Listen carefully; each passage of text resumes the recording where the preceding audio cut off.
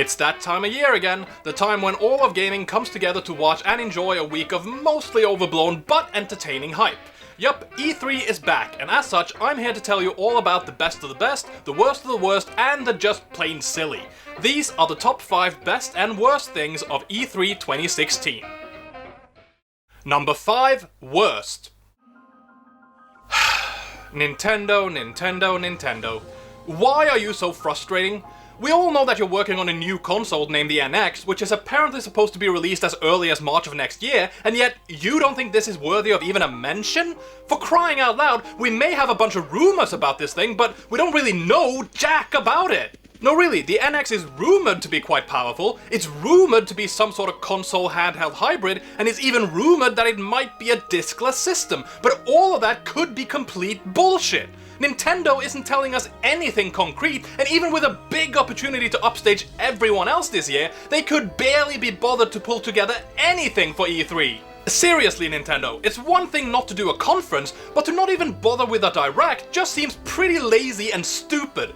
There are so many questions we need answered right now, but all you could be bothered to do was some half-assed, lackluster and just poorly produced Treehouse Live? What the hell is wrong with you? Fine, the new Zelda game, Breath of the Wild, looks pretty epic, Pokemon looks fine, and yada yada yada, but this just wasn't enough. Hell, even the hosts seem pretty bored and uninterested throughout most of this, and that is not a very good sign.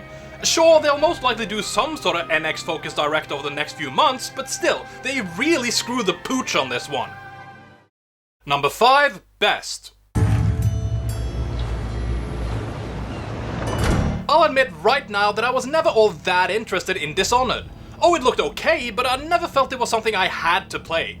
Well, the sequel has definitely changed my mind.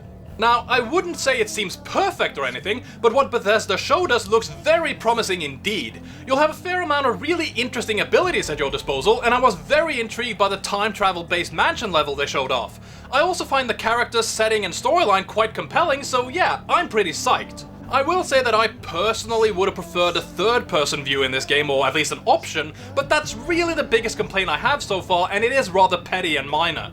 The platforming, climbing, parkourish stuff still seems to work rather well, so I doubt the perspective is really much of an issue in the long run. In other words, I am really looking forward to this one. Number 4, worst. Okay, so Ubisoft had a pretty decent briefing, all things considered. They showed some pretty impressive games, they had a fair amount of good information, and they even had a few interesting guests. That's all well and good, but how did they kick things off? Shooting star leaping through the sky like a tiger, defying the laws of gravity. Yeah, I have no idea what the hell this is either. Ubisoft's just weird. And high. And on fucking acid, I mean, what the hell? Number 4, best. While the realm of Ubisoft may lie deep within the mountains of confusion, one man can still climb to the top and emerge as a glorious beacon of hope. This man is the great and mighty Jason Vanderberg, who fights for honor. Sorry, I just had to do that, but in all seriousness, this man is just awesome. Honestly, just look at him, he's fucking amazing. Thankfully, his game, For Honor, doesn't just seem to fit him to a T, it also looks pretty fantastic. Well, okay, so I will admit that I still have a few minor concerns and questions, but based on what we saw this year, I'm certain that I'll have a great time in this medieval warrior-on-warrior fighter. I'm also pretty intrigued by the background story for this game, and it seems like it'll actually have a fairly substantial campaign, so I'm totally on board. Really can't wait to get my Viking ass kicked. Number 3, worst. I have to admit, EA had a pretty solid show this year. No, it wasn't spectacular or anything, but there wasn't really anything all that boring or truly offensive either. There was, however, one moment that really was not handled well at all. At one point, we got a presentation of a new indie game titled Fair, or Fee, or however it's supposed to be pronounced. It looked like a pretty decent and interesting game, and it was actually rather mesmerizing and soothing. Too bad EA knows shit about how to transition between games though.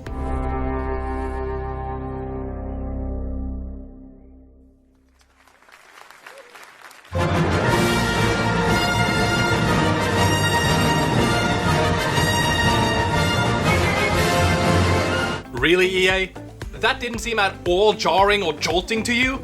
Yeah, I like Star Wars as much as the next guy, but you can't have a soothing, calm, somewhat melancholy trailer like this and then immediately follow that up with the opening fanfare from the Star Wars theme. That just doesn't work.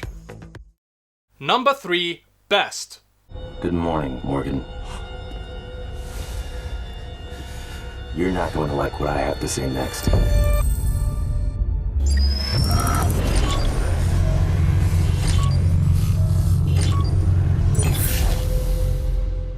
That's right, Prey. I really like the look of this thing, and I honestly don't care that it's apparently not the sequel a fair amount of fans were hoping for. Okay, so Prey 2 apparently looked and sounded pretty interesting while that was in development too, but if we only get this instead, I'm fine with that because it looks pretty damn awesome. Sure, we only got a pre-rendered CG trailer with no actual gameplay, but it still looks very promising. It has a very intriguing premise, even if it isn't all that unique, and it looks like it could be very, very intense and creepy. Yes, it was a bit reminiscent of Groundhog Day, at least at first, but it certainly wasn't by the end. All things considered, I can't wait to see more of this one, and those who are whining about not getting their precious sequel really need to get over it. Just because this is more of a reboot, that doesn't mean it's going to suck. After all, the original game wasn't really a huge hit, so I actually think this makes a bit more sense anyway. Let's just hope it can deliver what it promises. Number 2, worst. Ladies and gentlemen, welcome to the PC Gaming Show! Can someone just kill off this thing already? Seriously, how do you not learn one single fucking lesson from the train wreck of a show you had last year? Hell, they didn't even make it any shorter. It was still a much too long and giant pile of utter poo. Okay, so the PC Gaming Show certainly wasn't helped by the fact that it was squeezed into a pretty brief time slot in between the Xbox and Ubisoft conferences, but that's not an excuse to not even try. You used exactly the same dumbass talk show format as last year, you used the same decent but still pretty cringeworthy host, and you still didn't really show off any cool games. You just talked. Fine, I'll admit that I didn't really pay that close attention to this one, but at least from what I saw, this was just relatively boring talk, lackluster games, and oh so interesting hardware talk. Seriously, the highlight was probably the reveal of an Alienware backpack rig for on-the-go VR gaming, and if you don't see how fucking hilarious that actually is, I just can't help you. Honestly, I just don't see any hope for a PC conference anymore. Maybe if they get someone else to handle it, but as long as PC Gamer and AMD are in charge, it seems doomed to remain the same stupid, vacuous, unappealing bullshit every single time.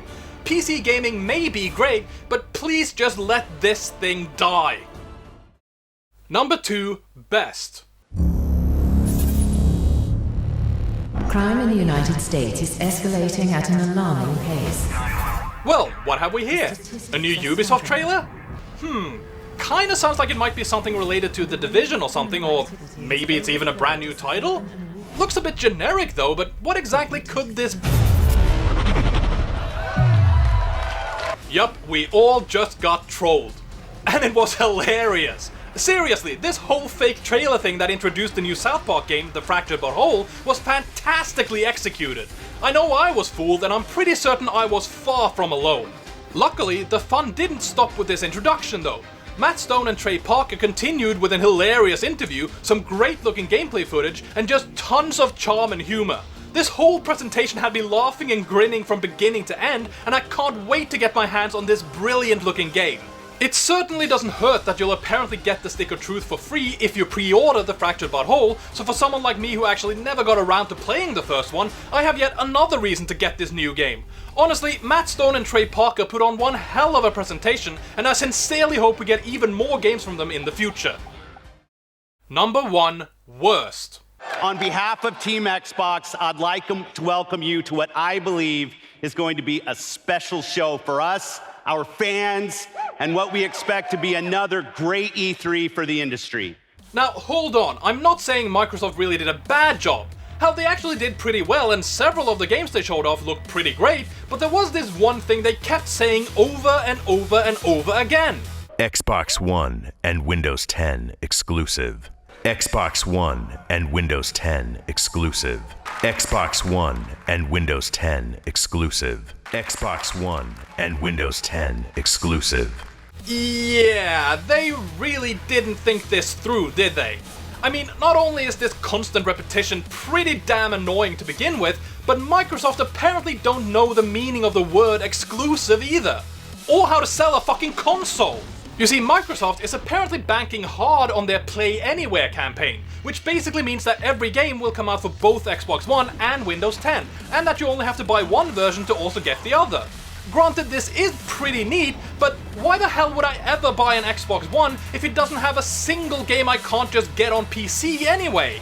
Sure, I prefer to play on consoles, and I would buy games for the Xbone instead of a PC if I for some reason already had one, but if the choice is between buying a game for at most $60 and suffering through some relatively minor inconveniences, or buying an entire console for upwards of $500 to $600, I'm going with a slight inconvenience. Seriously, this just doesn't make any sense, and the fact that they also announced 2 new consoles doesn't exactly make things better. Yeah, the Xbox One S looks neat, but even if I wanted to buy a console that doesn't have any games, why would I pick up this slim version now when you also announced another, more powerful version called Project Scorpion? What sense does that make? Overall, Microsoft may not have had a bad conference as such, but I honestly have no idea what the hell they're thinking with all this. At best, they're confusing the consumers, and at worst, they're completely destroying the significance and impact of their own console and brand. Sure, loads of people are still going to buy into all of this bullshit, but I for one am just thoroughly confused. Number 1, best.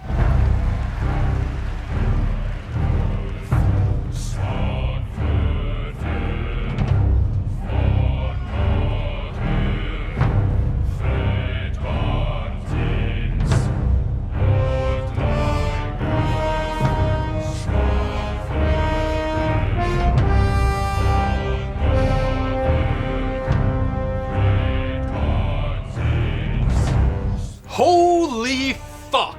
This was freaking amazing! Sony's done a pretty good job with their conferences in the past, but this was pretty much the embodiment of how to do an E3 conference. Seriously, it was just fucking spectacular. Not only did they have a full orchestra playing live music along with several of their presentations, not only did they have next to no bullshit corporate talk, but they also had so many damn games, almost all of which looked incredible. The new God of War blew me away, Horizon Zero Dawn looks utterly fantastic, The Last Guardian looks amazing and even has an actual release date now, and I can't wait to see what Hideo Kojima's new game featuring Norman Reedus actually turns out to be. Honestly, it was almost a bit hard to keep up with all these titles. Sony also had quite a few surprises for us. The 3 original Crash Bandicoot games are getting PS4 remasters, there's a new zombie/bounty hunting game named Days Gone that actually looks rather interesting, and they even had a pretty scary looking and very intriguing horror game that turned out to be fucking Resident Evil 7. No, I'm totally fucking serious! Okay, so some of the titles were slightly less interesting multi-platform games and the ending of the show was a bit weak, but those were really the only complaints I had. Yeah, I know, I'm just a Sony pony and a PlayStation fanboy or whatever, but seriously, you're so full of shit. Sony simply blew everyone else to pieces this year, and only a blind idiot could fail to see that. All in all, this was a pretty decent E3. Sure, there were some missteps and a few rather lackluster moments, but at least the focus was on the games, and for the most part, I was pretty entertained. I do hope the industry takes a few notes from Sony though, because if they do, next year could be fucking legendary. Unfortunately, we'll simply have to wait until then to find out for sure.